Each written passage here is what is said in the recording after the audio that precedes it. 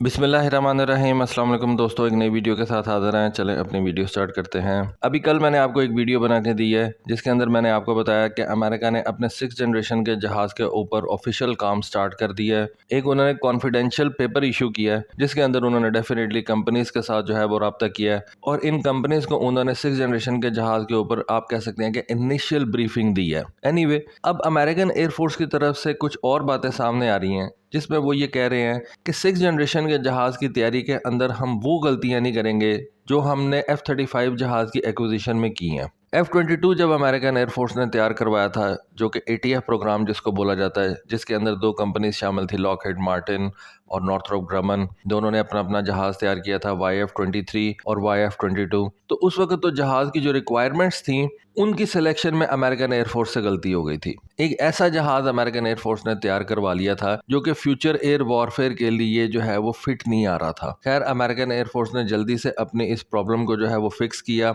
और उन्होंने एक नए जहाज़ का प्रोग्राम जो है वो स्टार्ट कर दिया जिसके अंदर बोइंग और लॉकहीड मार्टिन आमने सामने थे। बोइंग ने X-32 जहाज़ तैयार किया था और लॉकहीड मार्टिन ने X-35 जहाज़ तैयार किया था। इस जहाज़ को बनाने के शुरू में उन्होंने ये कह दिया था कि इसमें हम वो गलतियां नहीं करेंगे जो हमने ATF प्रोग्राम यानी कि F-22 वाले प्रोग्राम के अंदर की थी। और ये उन्होंने एक सस्ता जहाज़ बनाने की कोशिश की। ऑल्दो सस्ता जहाज़ तो नहीं बना, काफ़ी ज़्यादा महंगा बन गया, लेकिन फिर भी इसके अंदर कुछ ऐसे सेट ऑफ रूल्स जो है वो डिफ़ाइन कर दिए गए थे, जैसे कि ये एक सिंगल इंजन जहाज़ होगा और उसके अलावा जो इसके तीनों वेरिएंट्स होंगे उनके अंदर जो पार्ट्स होंगे वो कॉमन रखे जाएंगे। तो ये कुछ ऐसी चीज़ें थी जो कि शुरू में बहुत ज़्यादा लुक्रेटिव नज़र आ रही थी और लग ऐसे रहा था कि ये वाकई जहाज़ जो है वो काफ़ी ज़्यादा सस्ता बनेगा। लेकिन फिर आहिस्ता आहिस्ता जिस तरह से अमेरिकन एयरफोर्स की रिक्वायरमेंट्स बढ़ती गई, F-35 के अंदर नए से नए सेंसर्स आते गए, इस जहाज़ की प्राइस भी बढ़ती गई। अब 6th जनरेशन के जहाज़ का जैसा कि हमें पता है कि ये कोई बहुत बड़ा कॉन्ट्रैक्ट नहीं होगा, ज़्यादा से ज़्यादा 200 जहाज़ जो है वो इस कॉन्ट्रैक्ट के अंदर बनाए जाएंगे।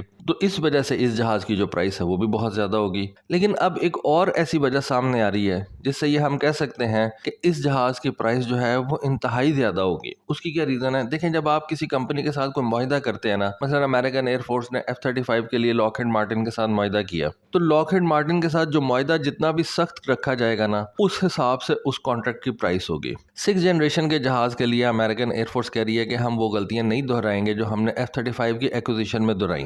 F-35 के अंदर जो सबसे बड़ी गलती अमेरिकन एयरफोर्स इस वक्त एडमिट कर रही है वो ये है कि इसके डेटे के ऊपर हमारा कोई कंट्रोल नहीं है। मसलन डेटे के ऊपर किस किस्म का कंट्रोल आपको चाहिए होता है? देखें, हमने पास्ट के अंदर ये भी खबरें सुनी कि F-35 जहाज़ के अंदर चाइनीज़ पार्ट्स इस्तेमाल किए गए हैं। चाइनीज़ पार्ट्स तो एग्जैक्टली हम नहीं कह सकते, लेकिन कुछ ऐसे कंपोनेंट्स इस F-35 जहाज़ के अंदर इस्तेमाल किए गए हैं जो कि ऐसे मटेरियल से बनाए गए जो कि अमेरिकन कंपनीज ने चाइना से हासिल किया था। अब सीक्रेसी किसी भी जहाज़ का, आप कह लेंगे किसी भी वेपन सिस्टम का जो है वो सबसे बेसिक अमल होता है। आपने अपने वेपन को अपने दुश्मन से, अपने एडवर्सरी से जो है वो सिक्योर रखना होता है ताकि उस वेपन सिस्टम की जो इन्फॉर्मेशन है वो आपके दुश्मन तक ना पहुंच जाए। इसके लिए आप ये कोशिश करते हैं कि आपके वेपन सिस्टम के अंदर कोई भी ऐसा हिस्सा, कोई भी ऐसा सेंसर, कोई भी ऐसा पार्ट ना लगे जो कि आपके दुश्मन की तरफ से आया हो, आपके एडवर्सरी की तरफ से आया हो। अभी पिछले साल ही की बात है कि F-35 के अंदर कुछ ऐसे पार्ट्स का पता चला जिनके लिए मटेरियल चाइना से हासिल किया गया था। तो उस वक्त अमेरिकन एयरफोर्स को F-35 की जो प्रोडक्शन थी उसको स्टॉप करना पड़ गया और उसके बाद जब सारे मामलात क्लियर हुए तो उसके बाद इसकी जो प्रोडक्शन थी वो स्टार्ट की गई। अब इतने बड़े प्रोजेक्ट की आप प्रोडक्शन लाइन जो है वो स्टॉप नहीं कर सकते, ये आपके लिए फाइनेंशियल बर्डन लेके आएगा। F-35 जहाज़ आपने अपनी तीनों सर्विसेज को देना है, American air force, American navy, American marine corps.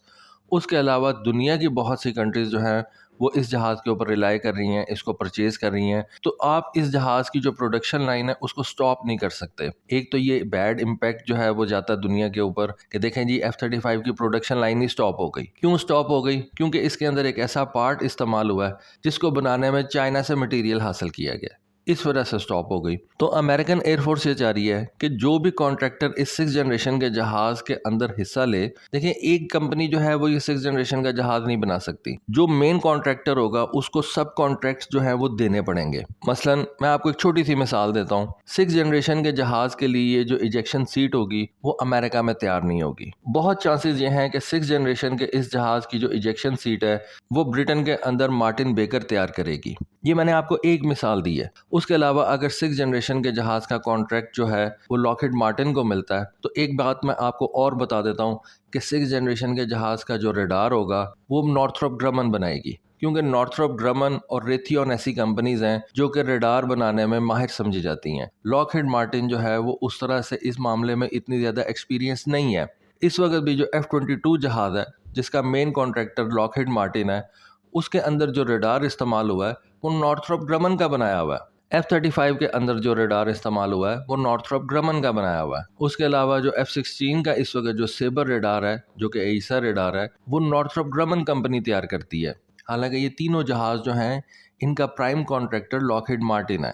इस वजह से लॉकहीड मार्टिन को अगर ये कॉन्ट्रैक्ट मिलता है, मैं एक मिसाल दे रहा हूँ, तो 6 जनरेशन के जहाज़ को बनाने के लिए लॉकहीड मार्टिन को मज़ीद सब कॉन्ट्रैक्ट्स जो हैं वो देने पड़ेंगे।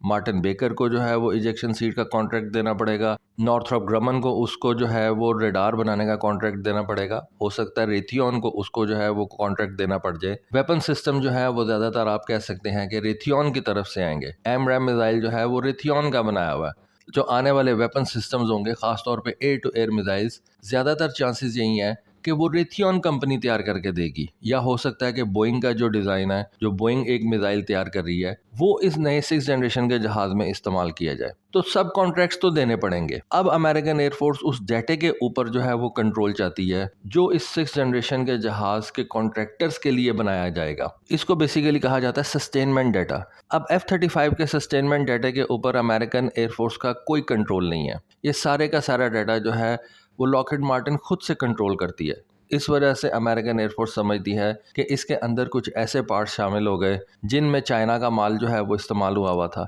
अब ये 6 जनरेशन के जहाज़ के लिए जो अमेरिकन एयरफोर्स कॉन्ट्रैक्ट करना चाहती है, उसमें वो ये शिक भी रखेगी कि इस सस्टेनमेंट डाटा के ऊपर अमेरिकन एयरफोर्स का भी कंट्रोल होगा और अमेरिकन एयरफोर्स इसको जो है वो देख सकेगी। एनीवे, इस वजह से मैं आपको बताऊं कि इस जहाज़ की प्राइस मजीद ज़्यादा हो जाएगी। दूसरी जो चीज़ इस वक्त अमेरिकन एयरफोर्स के लिए बहुत ज़्यादा कंसर्न वाली है F-35 के हवाले से, जिसमें वो समझते हैं कि हमारे से गलती हो गई है, वो ये है कि F-35 जहाज़ को उन्होंने एक वक्त के अंदर डेवलप भी किया और साथ साथ उसकी प्रोडक्शन भी जो है वो जारी रही। सेम उसी तरीके से जिस तरह से पाकिस्तान एयरफोर्स ने अपने JF-17 थंडर की डेवलपमेंट भी जारी रखी और उसकी प्रोडक्शन भी स्टार्ट कर दी। इसको बेसिकली बोला जाता है कंकरेंसी। कंकरेंसी का मतलब ये आप कह सकते हैं कि जहाज़ की डेवलपमेंट भी आप जारी रखे हुए हैं और साथ साथ इसकी प्रोक्योरमेंट भी चल रही है। JF-17 के बारे में अगर आप देखें तो हमने इसको साथ साथ डेवलप भी किया और साथ साथ इसकी प्रोक्योरमेंट भी जारी रखी।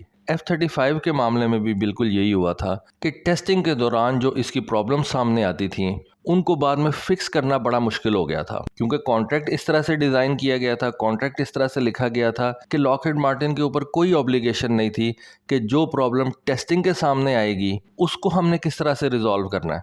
लॉकहीड मार्टिन उस प्रॉब्लम को सॉल्व करने के अलहदा से पैसे मांगती थी। तो अब अमेरिकन एयरफोर्स ने यह कहा है कि हम इस बात को भी जहन में रखेंगे जब ये NGAD यानी कि 6 जनरेशन के जहाज़ का हम कॉन्ट्रैक्ट साइन करेंगे, तो इस बात में हम ये चीज़ लिखवाएंगे कि अगर टेस्टिंग के दौरान जहाज़ की कोई प्रॉब्लम सामने आती है तो उसको सही करना किसकी जिम्मेदारी होगी? मेन कॉन्ट्रैक्टर की जिम्मेदारी होगी या अमेरिकन एयरफोर्स जो है वो उसके लिए इजाफी पे करेगी? इसमें अमेरिकन एयरफोर्स का कहना ये है कि हमने ये जो B-21 रेडर स्टेल्थ बॉम्बर बनवाया है, इसके अंदर हमने कंकरेंसी वाली जो शिक है वो ऐड करवाई है। यानी कि जैसा कि आपको पता है कि B-21 बॉम्बर जो है वो इस वक्त तैयार हो चुका हुआ है। डेफिनेटली अमेरिकन एयरफोर्स इसके ऊपर इस वक्त टेस्टिंग वगैरह कर रही है। अब ड्यूरिंग टेस्टिंग अगर इस जहाज़ के अंदर कोई प्रॉब्लम नज़र आती है उनको, तो उस प्रॉब्लम को सॉल्व करना क्या नॉर्थरोप ग्रमन का काम होगा या अमेरिकन एयरफोर्स उस प्रॉब्लम को सॉल्व करने के अलग से पैसे देगी, अलग से टाइम स्पेंड करेगी? तो ये कुछ चीज़ें थी जो कि अब अमेरिकन एयरफोर्स कह रही है कि जब हम 6 जनरेशन के जहाज़ के कॉन्ट्रैक्ट साइन करेंगे तो उसमें ये नई चीज़ें हम ऐड करवाएंगे। एक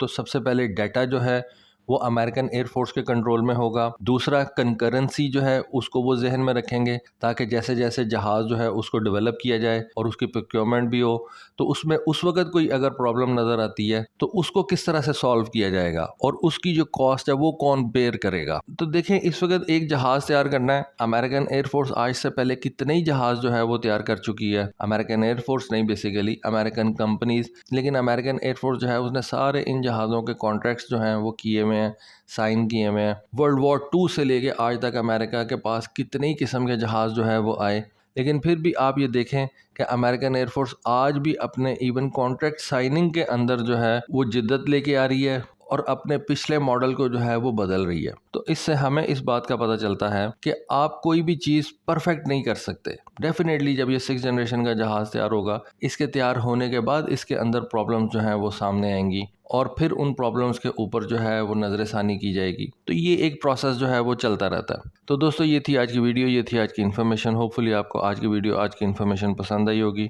कमेंट सेक्शन में अपनी राय से ज़रूर आगाह कीजिएगा। आज के लिए बस इतना ही। Thank you. अल्लाह हाफिज़।